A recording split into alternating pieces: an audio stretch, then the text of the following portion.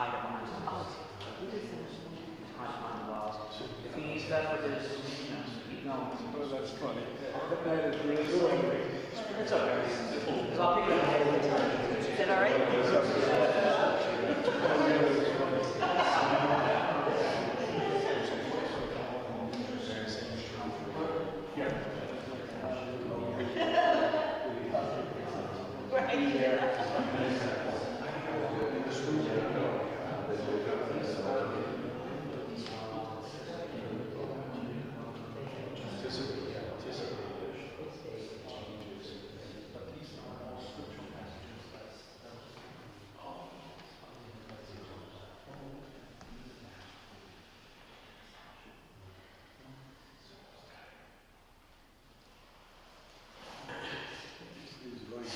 Live streamed, so we're just waiting for technology to get into this before we officially start.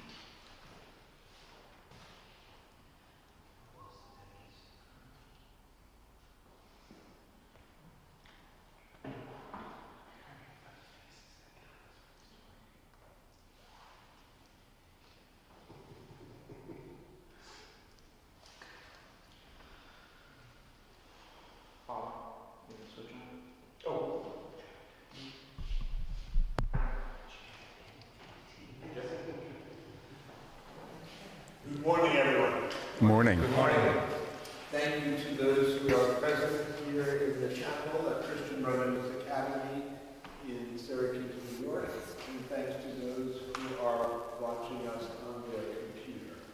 Appreciate everyone's participation in this Lenten Day of Prayer. A special thank you to Brother Joseph Jazwiak, the President of Christian Brothers Academy, and Brother Gabriel Fumano, his fellow member of the community here in Syracuse, for the welcome to this sacred space. And thanks also to the staff members of Christian Brothers Academy who've assisted us, Kathy and Anthony and Peggy and Frank. And thanks as well to Phil DeRita, who is providing the technical assistance that's enabling this presentation to go out to more folks that are here in the chapel. We will have live presentations from now until about 10:45. Then we will be doing some local small group activity, and we'll go live again around 12:30 for another presentation that will last until about 1:15. So as we gather and remember that we are here in the holy presence of God, I'd like to welcome Father Lou Sogliuzzo, who is our presenter for the day. Father Lou has a history with our Lassallian family, and it's a pleasure to welcome him here to CBA this morning. Father Lou. Thank you, Michael.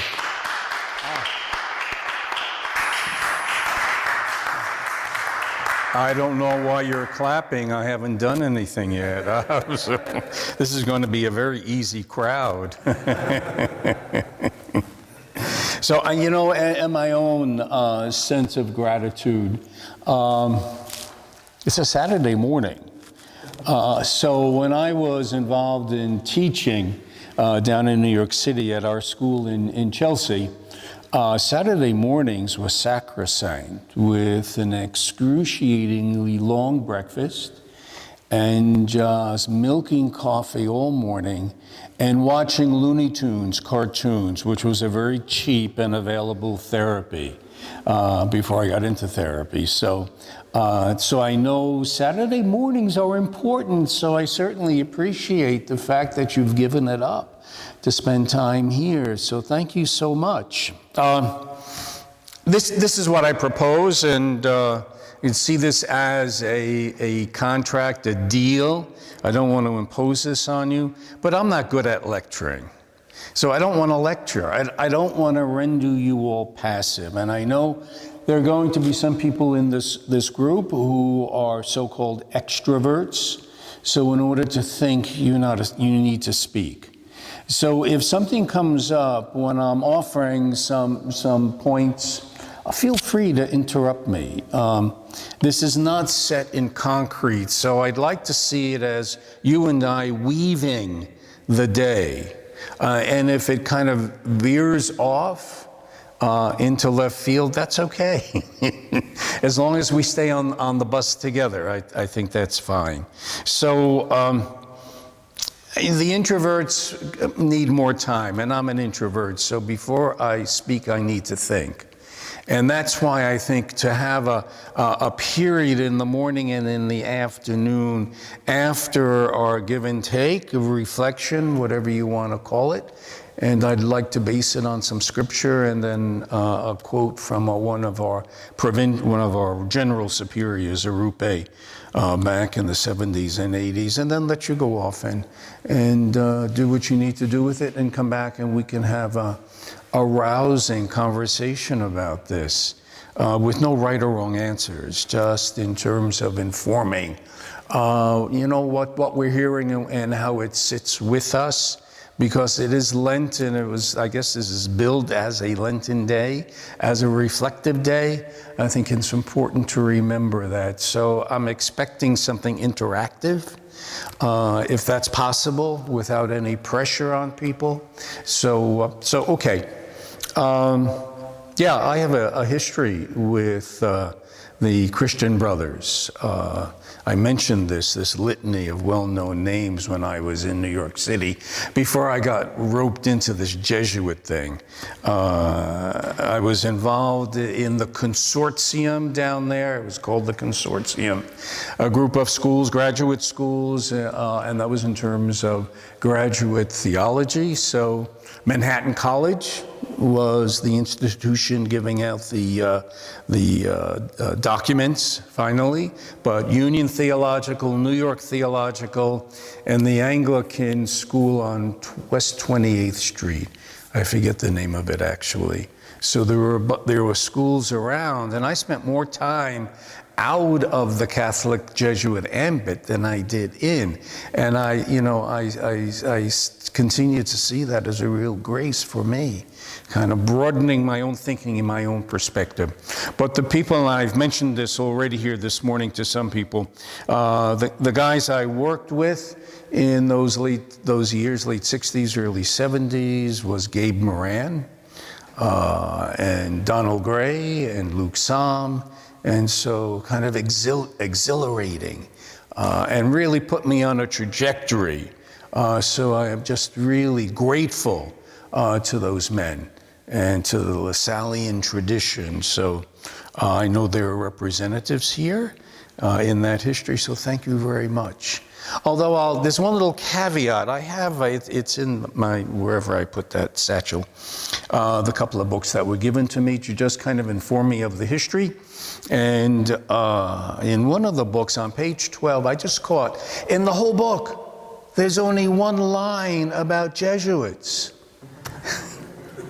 I'm sure that's an oversight. But it says, and it's page 12, it says that Jesuits were competing with LaSalle Christian Brothers in France, and I guess the late or the early 17th century. I wasn't aware of that. I didn't know that. I certainly didn't get that from the distaff side. I don't know that we ever felt in competition. Maybe it was our arrogance that preserved us from that sense of competition. I don't know. But anyway, so, okay. So let me tell you something about myself, so I'm not a stranger to you. I came up here in 2005 from our retreat center in Morristown, New Jersey. You know, in the way things work in religious orders, I had been in that house on and off for 15 years. And I remember one spring day walking around what we called the Green. Morristown effects the semblance of a colonial town. Still, it was, and you probably know this, the revolutionary capital for the country as it was coming to be. Washington spent 2 winters there after Valley Forge. So it's steeped in history, and it maintains that aura. So I was walking around the center of town with these ancient churches around the Green. And it was a lovely, warm spring afternoon, and it just struck me as I walked around the park, I could spend the rest of my life here. And then the next thought is, I'm in trouble. I am in deep trouble. I had a meeting with the provincial coming up in a couple of weeks.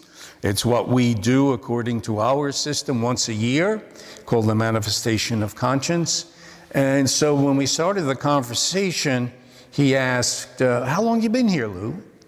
Well, I knew how long. He knew how long I had been there.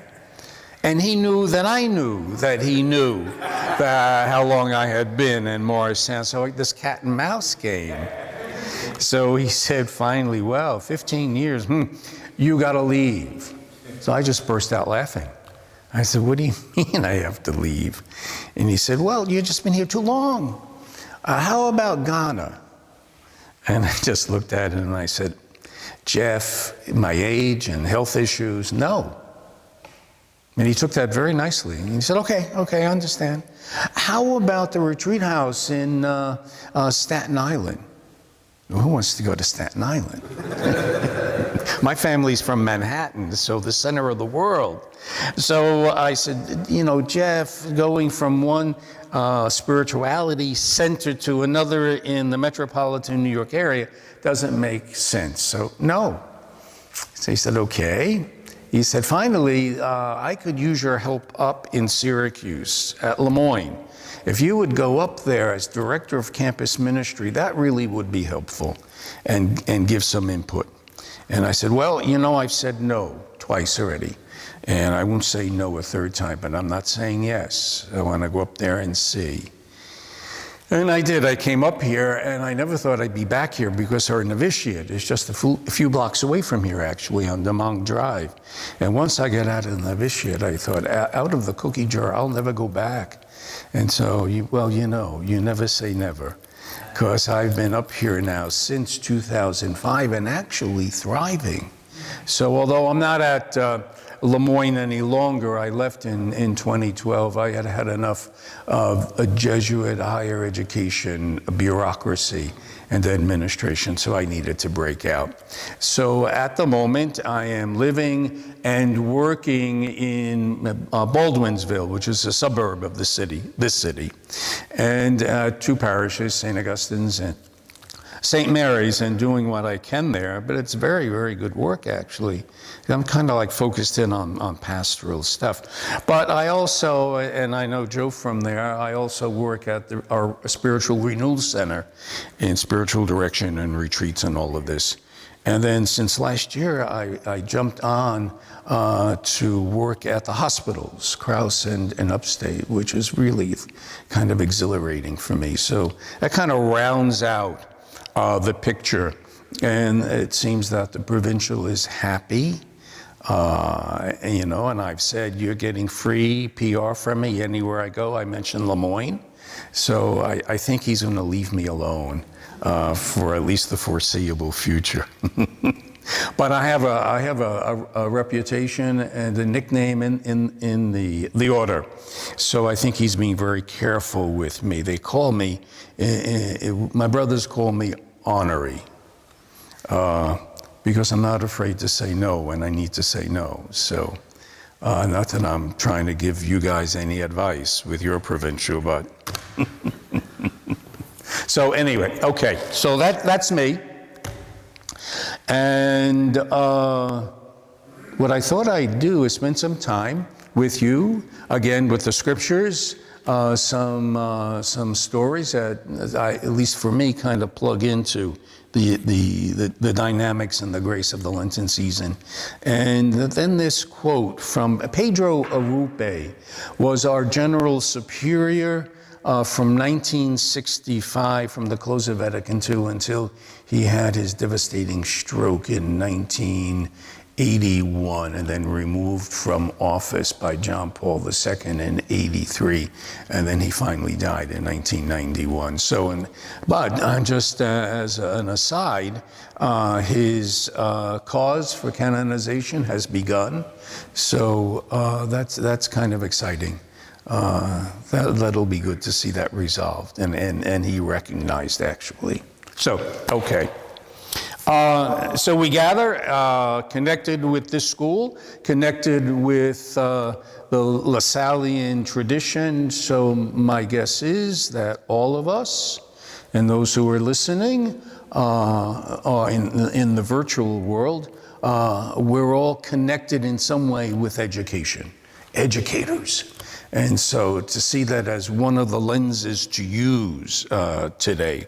So I'd like to give you some reflective material this first session, let you get off to yourself and spend a little time with your own thoughts, and then come back to give the introverts a chance to catch up with the rest of you.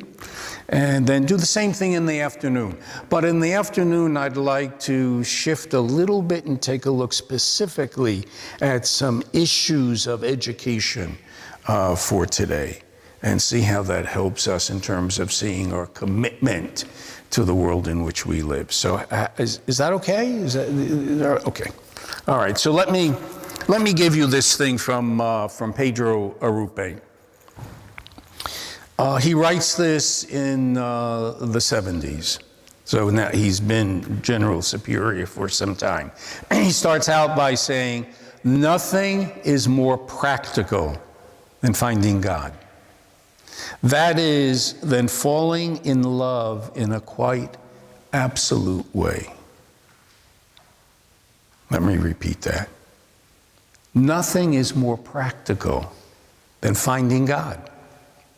That is, then falling in love in a quite absolute way. Finding God has a focus. It has a goal, in a sense. Falling in love in an absolute way. Absolutely. No reservation. Completely. Continuously. But he says nothing is more practical. So there's this sense of this coming out of the real world, this coming out of relationship. And I think, in terms of you and I being educators, they tell us that the most religious period of a person's life are the adolescent years. Beside themselves in anxiety with who am I really? Who likes me? Where am I going? Will I find a place in the adult world? What will I do? Da da da da da da da da. But to see our work with them as an invitation and a challenge to find God practically. In what their life experience is, and it needs to be taken seriously. I did a little stint with the kids in Baldwinsville one Sunday evening, and I was just there as a resource person. And so their catechist asked them a question about God, I think a definition of God.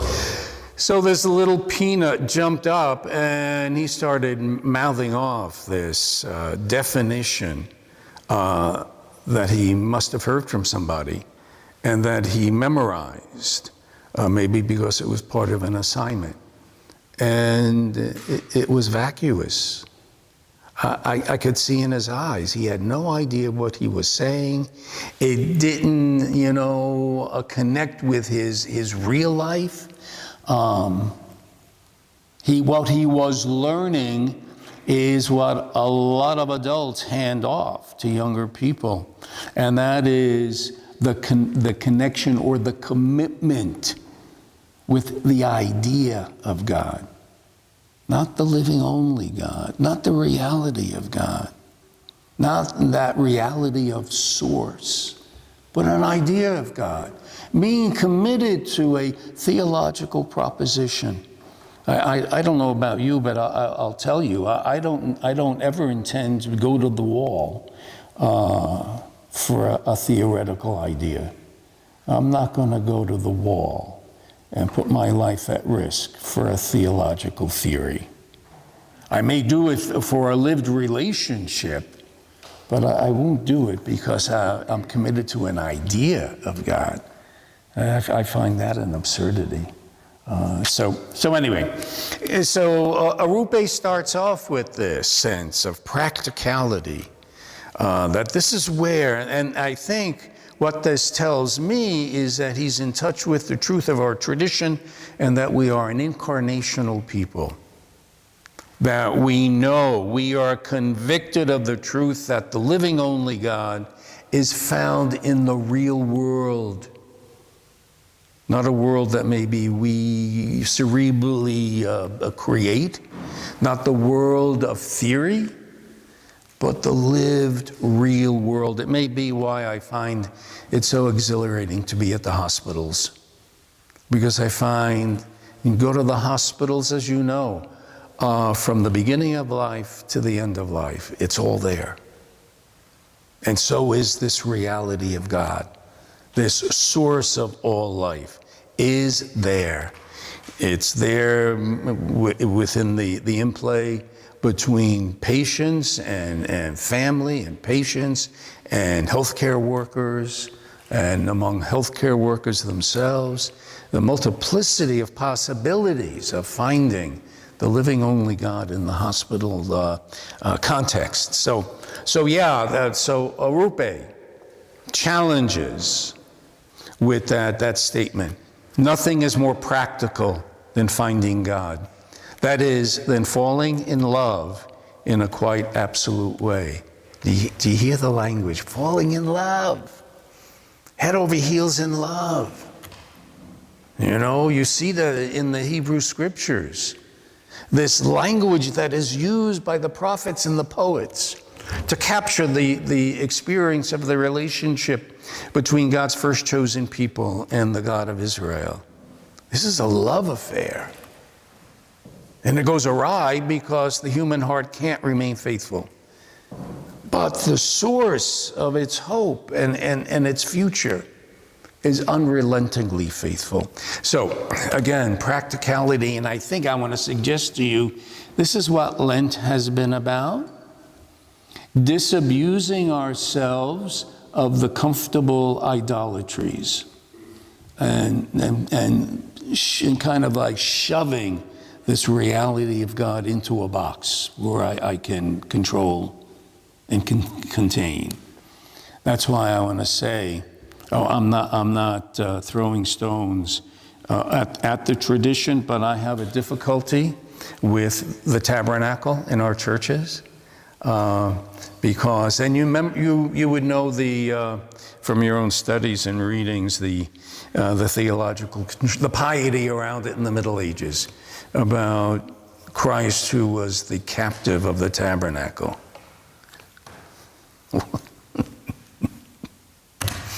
Don't get it. I just don't get it.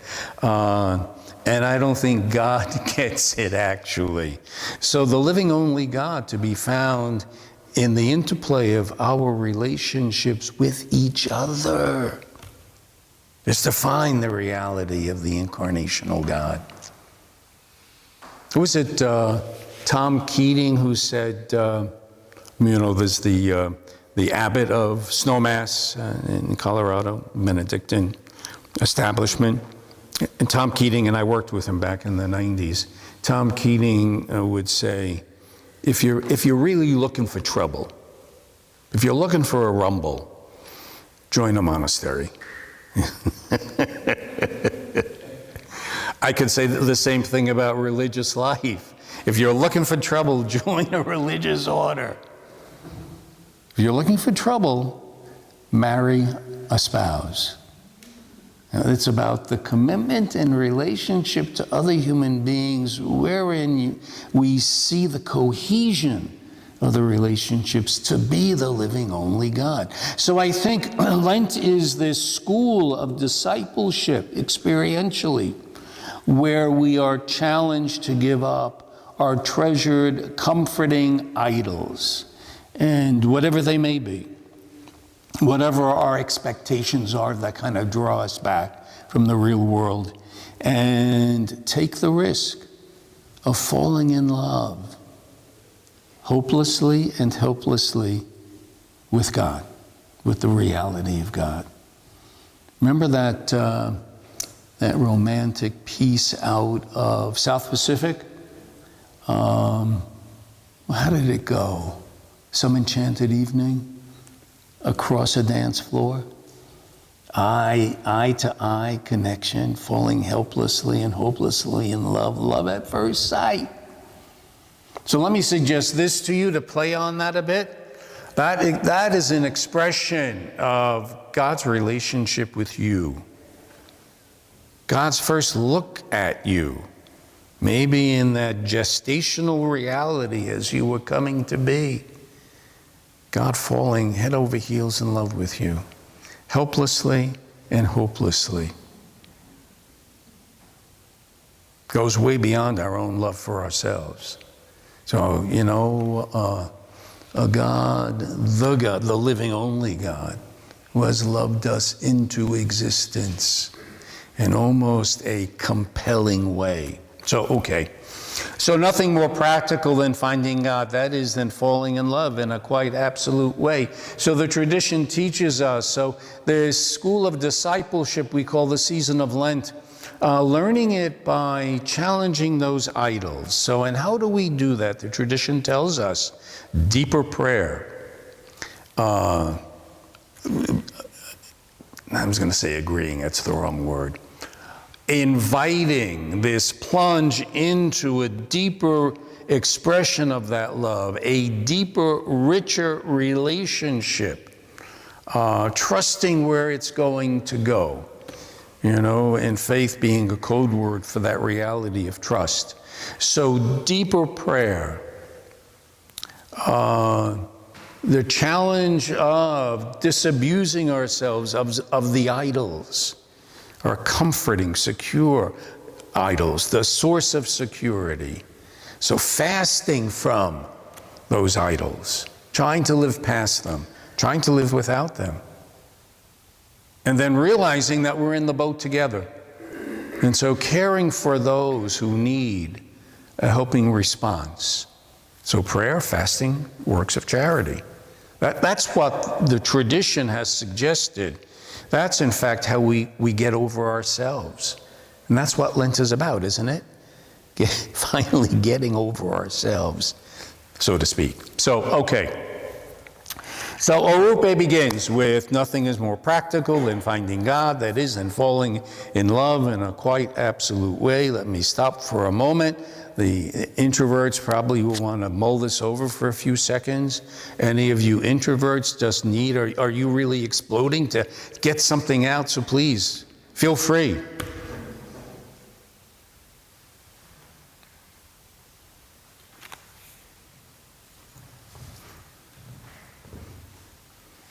No right or wrong answers, right? It's whatever you need to say. This is not a classroom.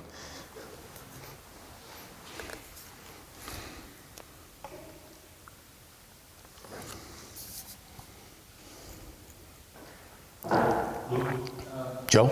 You speak of idols, the idols that we have to let go of. Mm-hmm. Would you be able to unpack a little bit Sure. about what the concept of idols may be? Okay, let me give you a couple of examples. The first out of your own tradition. Your founder grew up in a very secure, comfortable environment.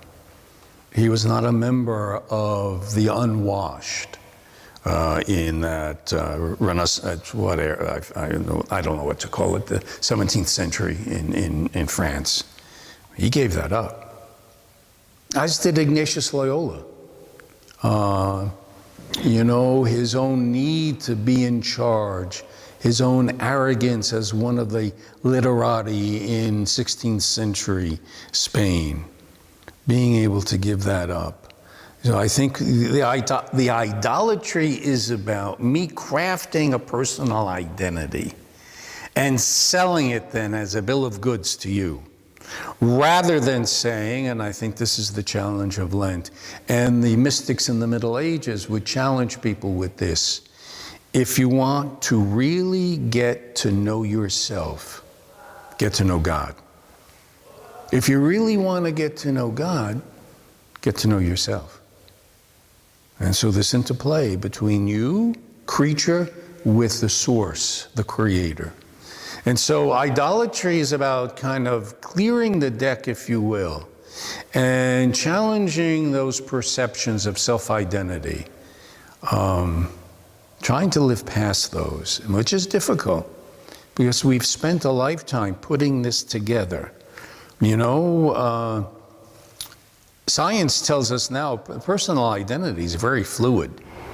It's not etched in concrete. It ebbs and flows. How we see ourselves today is not how we saw ourselves 10 years ago, is not how we'll see ourselves 10 years from now. It's constantly in flux. Actually, we're vulnerable to all the external factors in our lived experience. But ultimately, the tradition is telling us the one factor that's non-negotiable is how we appear through God's eyes, because that's the ultimate truth. So Lent being a time when we have the courage, perhaps, that sense of reality testing, if you will, plunged into the school of discipleship and learning who we truly are. Taking seriously that question that maybe first surfaced when you were 14. You know, who the heck am I? Who do they want me to be? It's not so easy being human. I like being human, but it ain't easy, yes. Well, I was thinking, so enjoy your remarks, and they stimulate a lot of thinking. But I was surprised when you speak of the practicality of God in the statement in the literature that we received.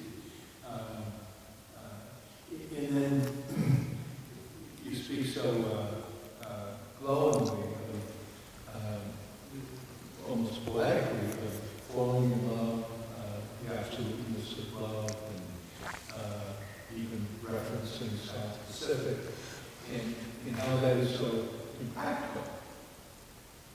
And then you swing back, like an acrobat, to the practicality of love. And I'm wondering how you're reconciling those two concepts. Well, I think it starts with being seduced into love. I think that happens in our relationship with God. We're seduced into it. At least that's my experience. Because left to myself, I'm the oldest in the family, a male child in an Italian family. I was the Italian prince. But being able to take the challenge up and to see that my life didn't belong to me. But that didn't come because I got that idea, that I intuited it somehow. It was a break-in of grace. I think because God was so head over heels in love with me, that God broke into my life. But that's true of all of us. That's what makes us human. But so there's a dialectic there. Spend some time, if you have the time this evening, listening to Sinatra, or who else? I forget his name. But anyway, those old crooners. Listen to the language of the songs. You're right, it's impractical. In some ways, it's a waste of time. And yet, to find the living only God is right in the middle of who we are and how we experience life on a daily basis. You know, Teresa of Avila in the 16th century was very clear about this. She would tell people, authentic prayer, prayer at its best, is a waste of time. There's no goal.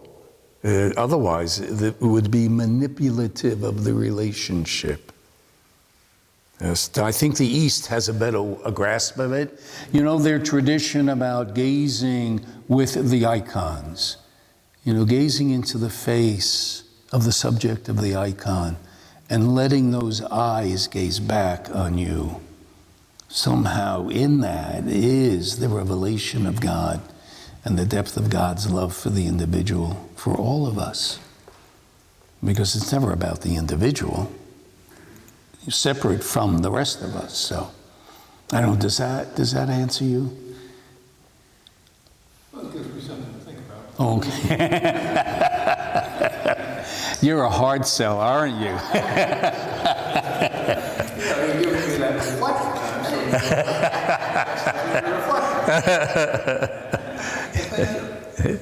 I was struck by your comment, adults passing along the idea of God rather than a lived reality of who God is. Mm-hmm. And just, you know, one of our LaSallians recently wrote an article where he's challenging our LaSallian world in a sense to how important that is in our school communities.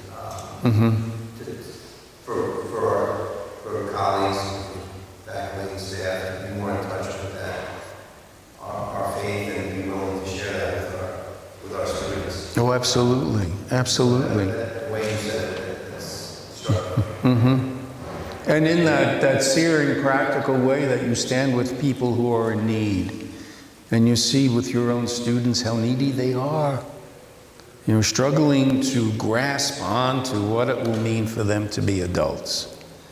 Well, how are they going to do that in isolation from the rest of us? That's our job as educators. You know, the Latin background, educare, leading by the hand, leading out of ignorance into the light of wisdom, education.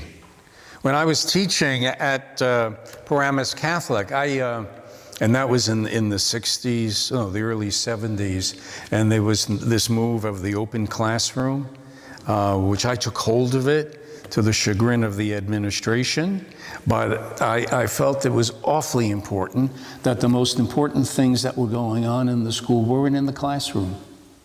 You can deal with that with books and grades and tests, but the interplay between me and students, and between students and students, between me and colleagues, the cohesion that brought us together is another definition for God. And so to acknowledge that, yeah. I wonder if you could say a little about tabernacle. About, sorry? Tabernacle. Oh. I think I missed your... Well, I think I'm taking issue with some of the less than sterling theology around it. And the imagination of our ancestors that moved toward Jesus being the captured, the prisoner, that was it, the prisoner of the tabernacle. I would say when I was at Morristown and had these guys that would come together for weekend retreats, I would say, there's no reason to keep the Eucharist in the tabernacle unless we know that God resides in our hearts and we respond to each other as sacred presence of the reality of God. And then I would, bring out the scriptures, living temple of God's Holy Spirit, sons and daughters of God, all of that stuff. I remember when I was in CPE down in New York City at Columbia Presbyterian, there was this Southern Baptist woman, and she would say to me, you intrigue me. You Roman Catholics, you Roman Catholic religious, you celibates. She said, it's amazing. You know, she said, I'm just in awe of maybe your courage, maybe your innocence, maybe your ignorance to do this. But she said, you know, there's the one thing that bothers me about you all. I said, well, what's that? And she said, you Roman Catholics are object fixated. I said, oh, really? Referring to the tabernacle. And an incident I had not too long ago at the hospitals. I got a call. I'm on call Saturday night, overnight, and then all day Thursday. And so on call means I'll do only what I need to do because there's so many volunteers. So I'm kind of like the sacramental Pez dispenser, but, you know, with the sacrament of anointing. And so I don't know if they know what Pez dispensers are. Maybe you're too young. But I went in, and the woman had, well, actually I got two simultaneous calls, one for upstate, one for Crouse, and they're two hospitals together. One is a state hospital upstate connected with the university, and the other is a private hospital, Crouse. And so I got a call for each one. They were simultaneous, so I had to do triage in my own head. Where's the critical lead? And I thought, well, from what I know, it's going to be the woman in upstate. So I went to her with her family and anointed her, and then that was it. And then I went over to Crouse, but when I got there, the woman had died. And the family was asking for anointing, and I said, well, it's really not appropriate. We don't anoint dead bodies, but I'll pray with you. So when I got home, I thought, what a stupid thing to do and say. The first response has always got to be pastoral, whatever they need. Deal with theological theories, sacramental, theology later on. But they were asking for something, and I should have responded. And so I spoke to the director, who's not Catholic. She's out of evangelical free church tradition. And I said, I need to talk to you about this because it bothers me. And so as I was speaking, she said, Lou, you even in your own tradition there, it tells you that you are the sacrament. And I thought, she's right. Sacramentum, God's promise, not my promise, but God's promise, to be found in the tactile reality around us.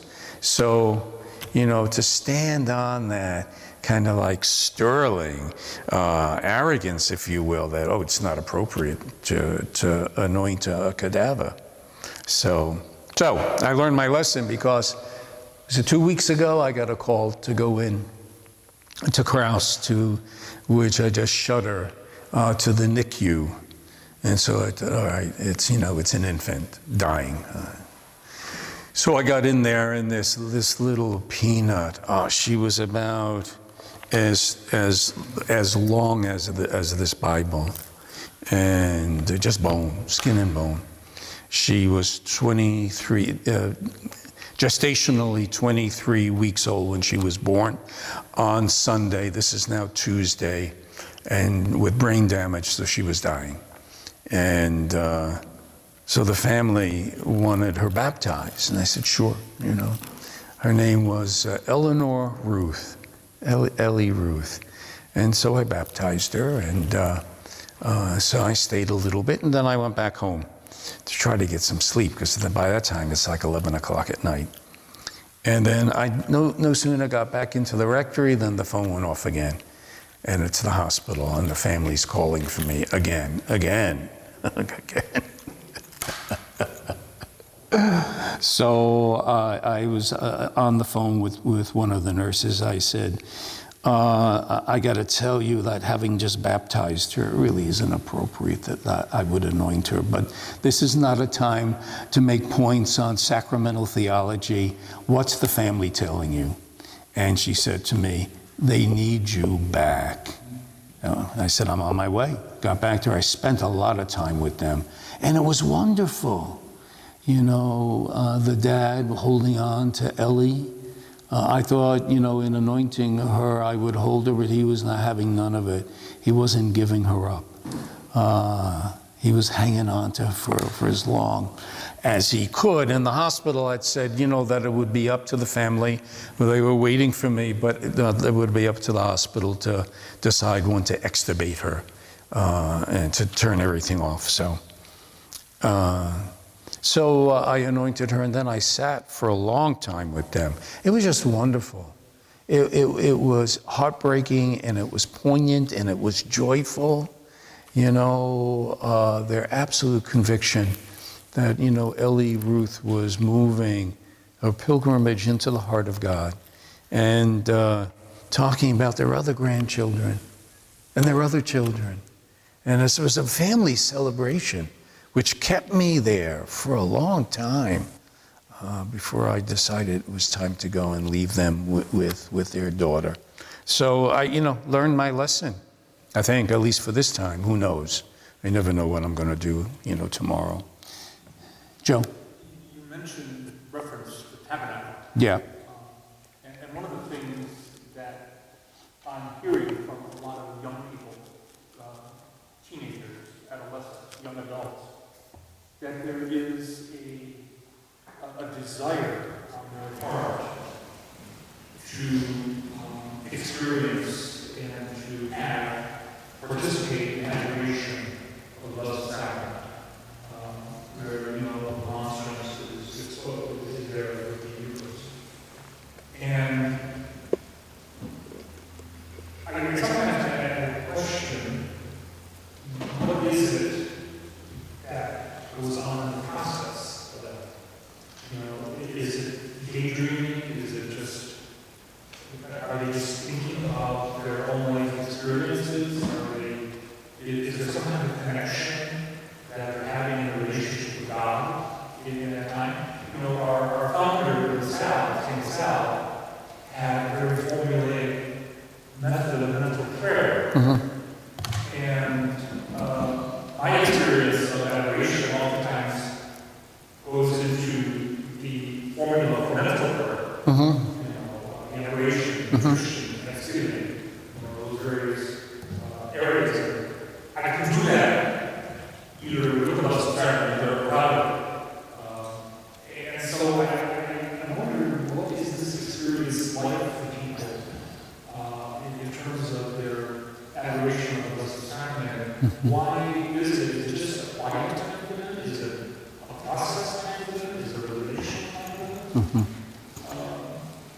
You know, and to along with the idea that, you know, we're falling in love with God.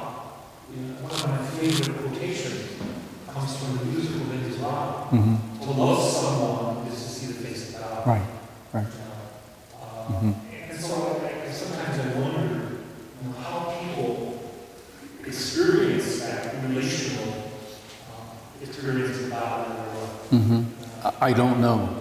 But allowing the possibility, opening the door for that possibility, you're coming at it with a discipline out of your years in religious life. So, you know, somebody who's 16 years old, who knows? I don't know if you know the studies that were done in Los Angeles recently. They were really concerned about the level of violence and the chaos in the educational arena in middle schools in Los Angeles. So they started, I'm not sure where it came from, but they started this experiment.